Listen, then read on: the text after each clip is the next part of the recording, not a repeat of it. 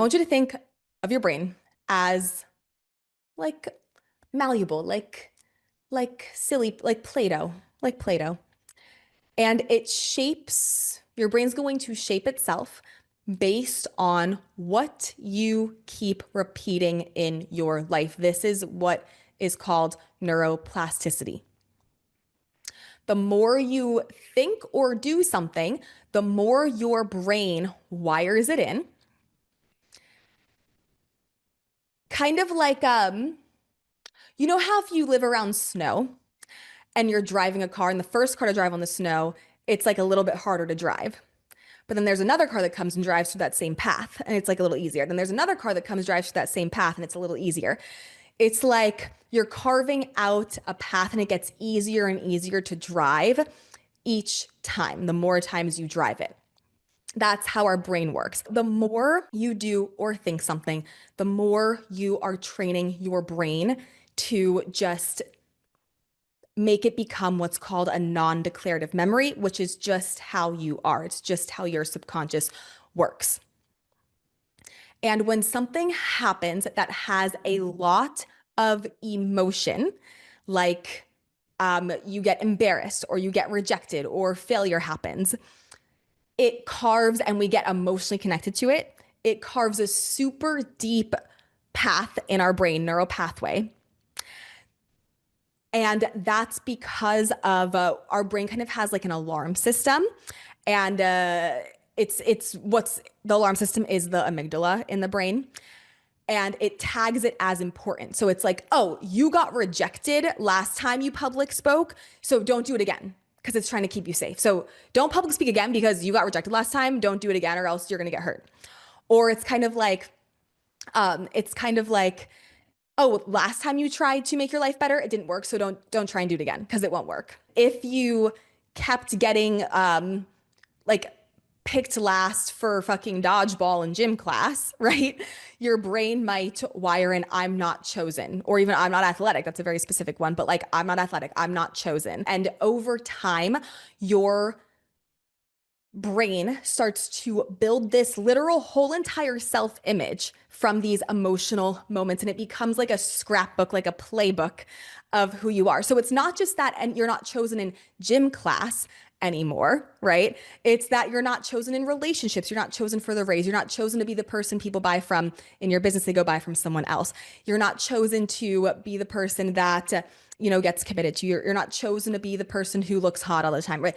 It just keeps going and going and it starts to fall into every area of life. How we feel in one area of life about one thing starts to fall and trickle down to every area of life. So what the science is the brain learns neuroplasticity and it's repeatedly like firing off neurons, okay? And the neurons strengthen connections.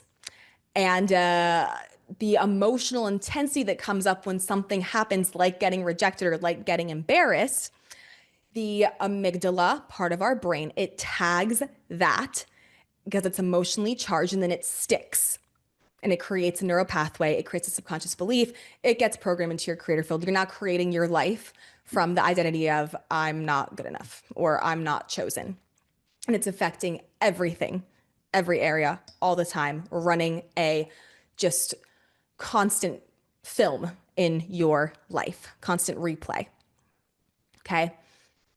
So that's why you can vividly remember like really random specific times, like being embarrassed at school or like, but not like you can remember being embarrassed at school when you were like 6, but you can't remember what you ate for breakfast 3 days ago. You know what I mean? Or if you're like me, you eat the same thing every day for breakfast and you can't remember. But if I didn't, I would not remember. So it's why you remember. And like I still to this day remember in 6th grade, I went to go sit down at lunch and someone pulled out the chair from behind me as like a joke. And I was so embarrassed. The whole room at lunch turned and laughed, and it's like the whole class of 6th grade.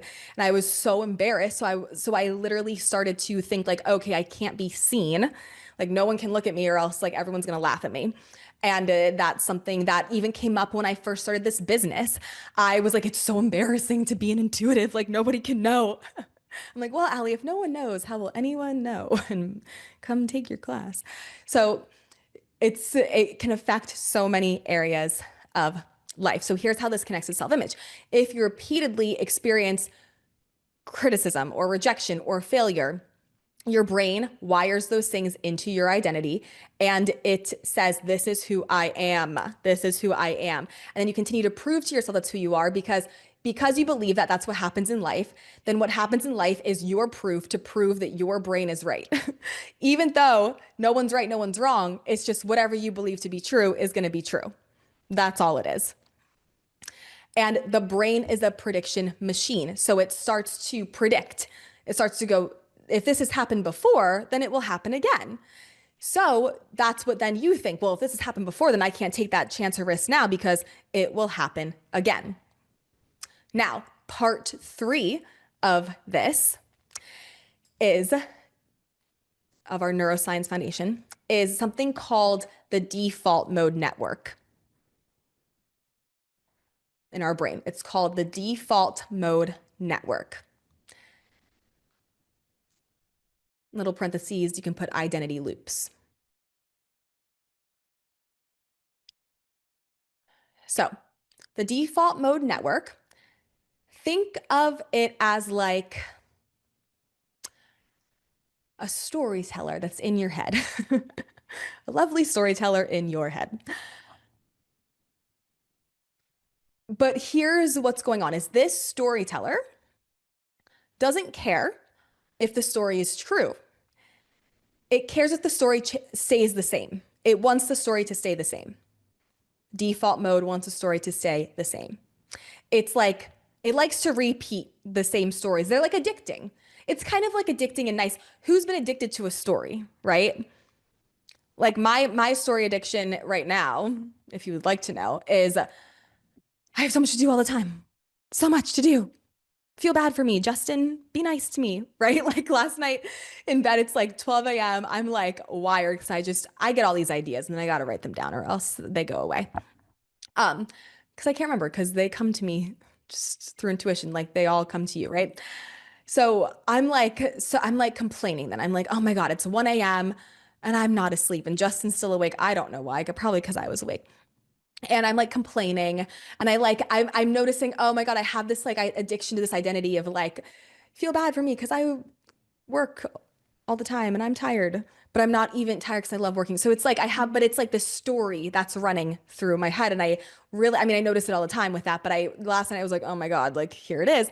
Right. So what's a story that you have going on and on and on?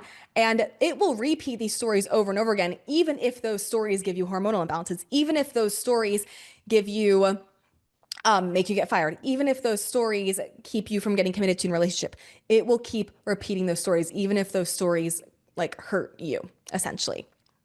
So if you had a self-image of like, I'm the shy person, like no one notices me, your little inner storyteller in your head will be like, see, you were too shy again. You're always shy. You did it there, there, there, and there, and you're going to do it there. And because the brain loves consistency, it keeps telling that story, which makes it harder for you to act differently, even if you want to. How many times have you like prepped yourself? You're like, okay, I'm going to go in to this social setting and I'm going to act differently and I'm going to be confident. And then you get in there and you feel like you want to crawl into a hole and die. That's happened to me like all the time. Like in high school, oh my God, high school parties, I was so socially awkward. Maybe you wouldn't think that about me because like I was really good at like trying to not be, but like internally I felt literally so socially fucking awkward.